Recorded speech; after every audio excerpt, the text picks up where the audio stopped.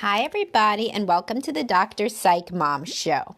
I just recorded my last episode, was a bonus episode, so please subscribe to hear that one. It's about if there's a way to healthfully, whatever, express your needs without being needy and irritating. And I go into what I think about that, and also subscribe for all the other bonus episodes. I must be close to 20 by now. I don't know where, somewhere between 15 and 20, I bet. And you won't get those if you don't subscribe.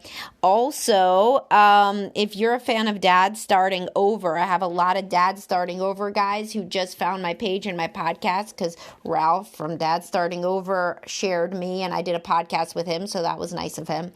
I'm doing a Zoom event with him in May, so I linked to that in my description, so please sign up for that, and you can ask me and Ralph any questions from the male and female perspectives. I am a therapist, obviously. Ralph is a coach for a lot of divorced guys, and that will be pretty interesting. Our topic is whether monogamy works, how to make it work, can it work, etc. All right, so now let's get to the topic for today, which is why to work out with your partner. So frequently, I have couples in counseling, and one of them's really into working out, the other one's not. And the one that is into working out wishes that the other one would work out with them. So this is not my usual where if it goes 60-40 on an issue with gender, I'll usually use that gender, men usually want sex more than women, even though some women want sex more than men. So then I'll usually talk about how much men, have a physical touch love language. But in this case, it's really equal. From what I see, there are many women that get into exercising and the man is a couch potato and, vice versa. And the only difference is really time of life. So when a guy, I'm just going to say this outright, if your wife just had a baby and you're expecting her to get up and work out, just get up and leave. Just go to the gym yourself. Really not for very long either because she has a new baby. So I had some guy once who's like, oh, my wife's still breastfeeding and she's still overweight. Yeah, okay. Cool, she is. That's going to happen. I did not exercise until I had my last baby because there was no point. It was just going to go to shit anyway. I had 3 kids under 3.5. So one of them was born in 2010 and the last one was born in 2013, and I did not exercise from 2009 to 2013 because it seems good until you're pregnant. Everybody, there's some women that work out their whole pregnancy. That's cool. Awesome. Good for you. Better person than me. But you feel sick and then you feel like shit.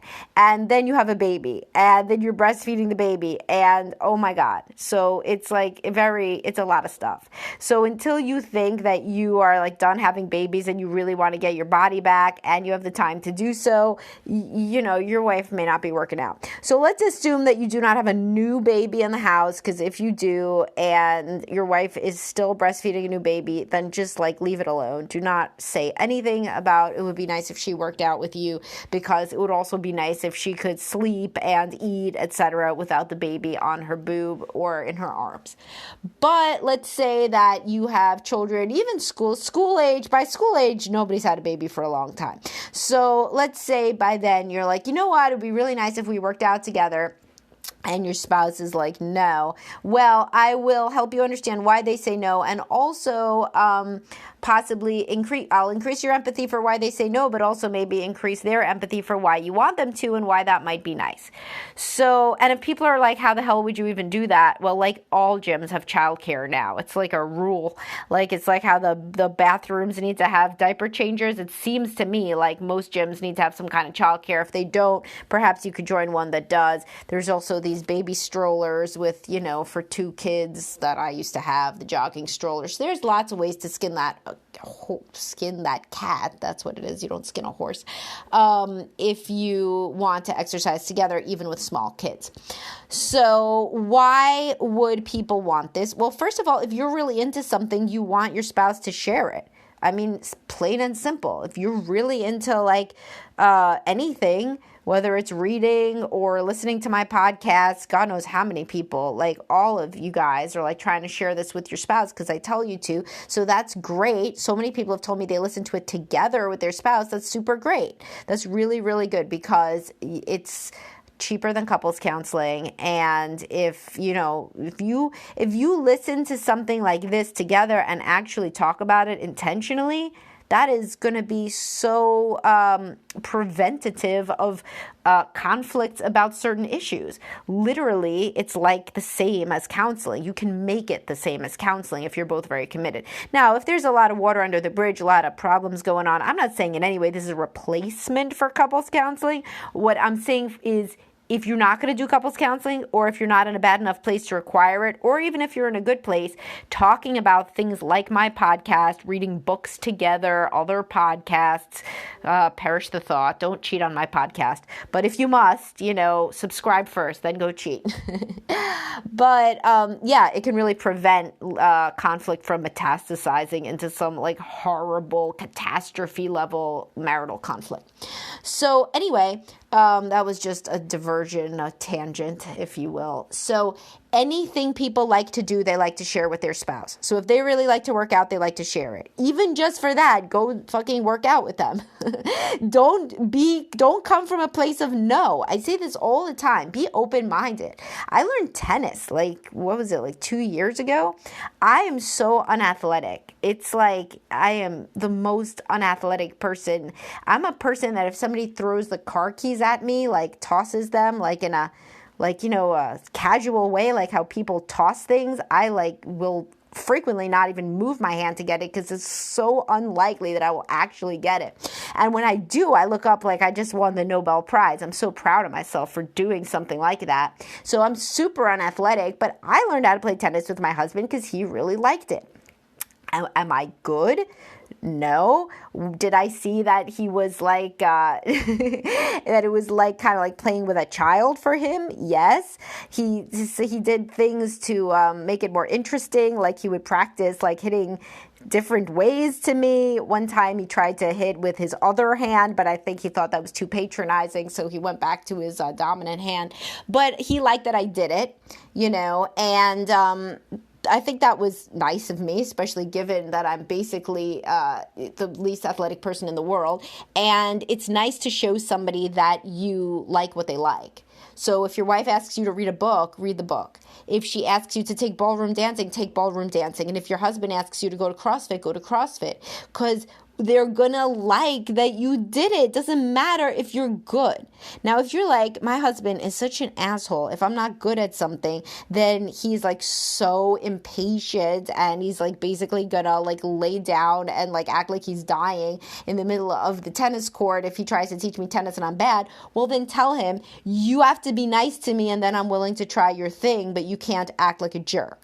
So like be real clear. I want to do this thing that you want to show me, but I am scared that you will not be nice to me. And I would like to be able to point out if you begin to not be nice to me, because that is something that will stop me from doing this and I want to try to do it. So be really clear if historically these sorts of things have gone badly, be clear that you want to do it and that would be what is stopping you. And then sometimes the other person will really get themselves in check.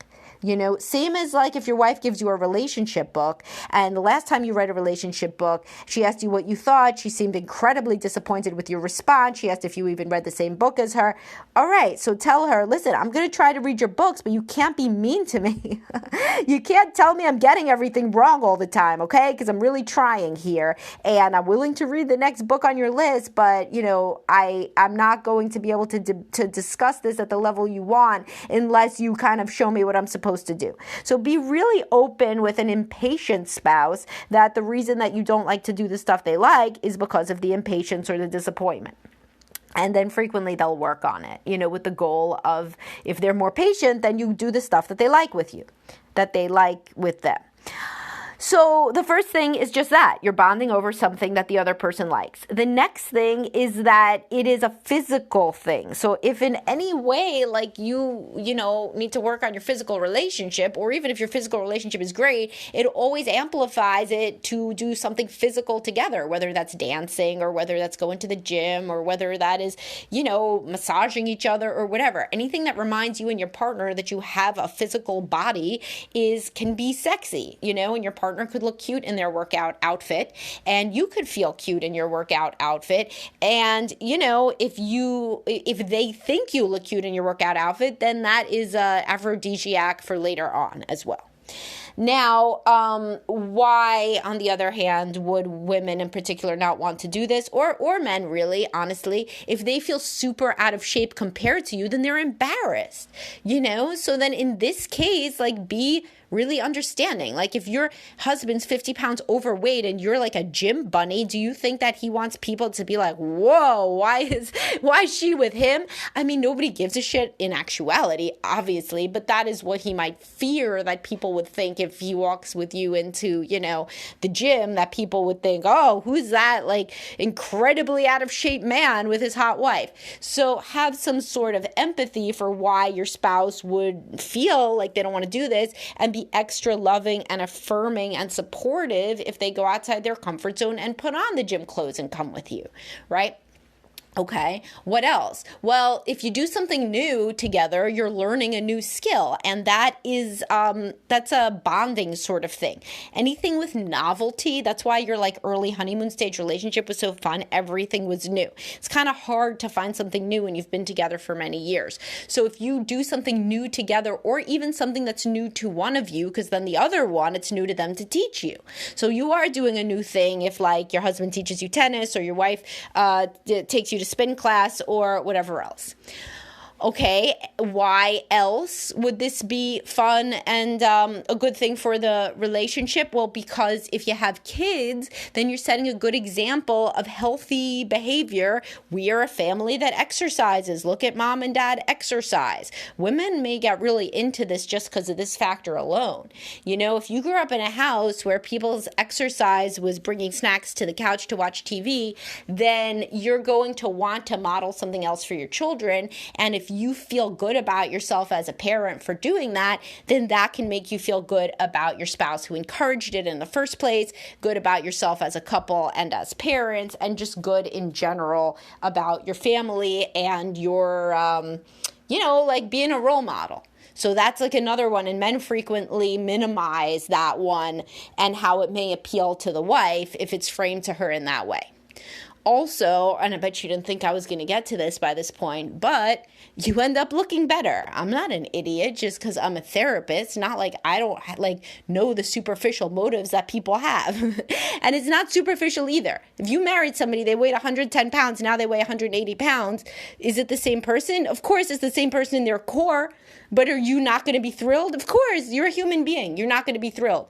Guess what? They're not thrilled either that happened, by the way. And they probably feel terrible about it. But certainly a warm, encouraging, working out together frame can be useful if your partner has put on a lot of weight and you don't like it. That is something that, is real. That happens. And I talk frequently about the importance of attraction, and it's real. And as I write in my non-PC article, things that couples counselors know about things that aren't PC, whatever, I'm butchering this headline. It's a good headline. I'll link you to it. But women are frequently much more superficial, if that's what we're going to call it, than men.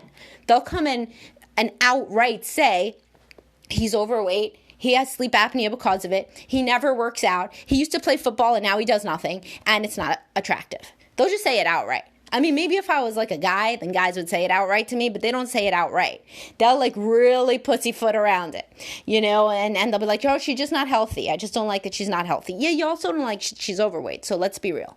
But women come right out and say it. So yeah, nobody likes when the partner gains that much weight, and frequently it looks a lot different, obviously, if you're working out and you're overweight.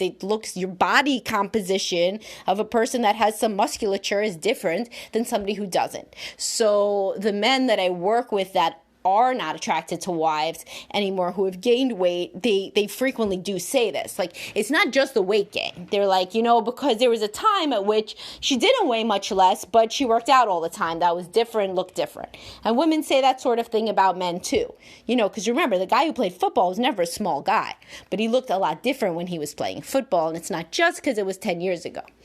So anyhow, going to the gym can make you realize that you are, if you stick to it, going to feel and look better, and that is appealing to the spouse as well, and to yourself, can boost your own self-esteem, which then, in my last reason, makes you feel better about yourself, that you are working on yourself, you're getting healthy. Oh, it's not my last reason. I thought of another one. But yeah, that one's important, your self-esteem. But also the working out together, working out releases dopamine, and it can really help with depression. And basically every woman I talk to has struggled with depression. I know it's my job, but I'm talking about anecdotally as well. All of us do, okay? So, most of us. So if you're a woman who's ever struggled with depression, then regular exercise can really help, especially if you stick to a routine and you really kind of use it as medication in a way to work on your mood and clear your head every day, or most days out of the week. There's research that shows that it can be equivalent in some ways to antidepressants. So that can, in and of itself, even if that was the only one that can make your marriage better, because if your mood's better, your marriage is better, right? So those are all the reasons to work out with your partner, and try it. Why don't you try it? That would be a super good homework assignment. Out of all the homework assignments of reading a book and whatever, why don't you try this one? And if you really want bonus credit, then go and do something new. Have your partner teach you something new, a new way to work out, a new activity, or you teach them a new activity that is in the realm of working out. Now, if neither of you likes to work out, then I applaud you for listening to this podcast for so long, because that's all that it was about. But then that's cool. Then you're on the same page. Good. But if one of you does and one of you doesn't, and the one who does is always exhorting the one who doesn't to try it, then you're in the situation that you could really make some headway from listening to this podcast, empathizing with one another's perspectives. Oh, and also, women don't lose weight from exercising. That's some bullshit. I could link you to a Times article about that. It's women do not lose weight just from working out. They get hungry and then they eat more. They're not like men. They don't have the same muscles as men. So they're not just going to lose a whole bunch of weight from working out. They have to couple it, obviously, with dietary and lifestyle changes or whatever. Basically, it's not going to happen just from doing what a man does. Men and women, when they start a diet at the same time and exercise at the same time, the man drops 25 pounds and the woman gains 5 pounds, and it's very depressing. So don't do that. Don't have ever a weight loss competition with your spouse. Never going to work. Don't have any sort of and don't really have a competition with your spouse. Keep it nice and fun. We don't compete with each other. We love each other. But anyhow, just wanted to add that one in for all the ladies who are yeah, but he thinks if I start to go to CrossFit that I'm going to end up looking like I did when I was 25. No such luck. Yeah, man, no such luck. But, she will be in a better mood. Your body will look better. She'll be excited to be at CrossFit. You may get more turned on by seeing her in the CrossFit outfit, etc. And she's going to feel good about herself from doing whatever the hell they do at CrossFit. It's so scary to me, CrossFit. But, people love it. All right, I will talk to everybody soon, and have a great weekend.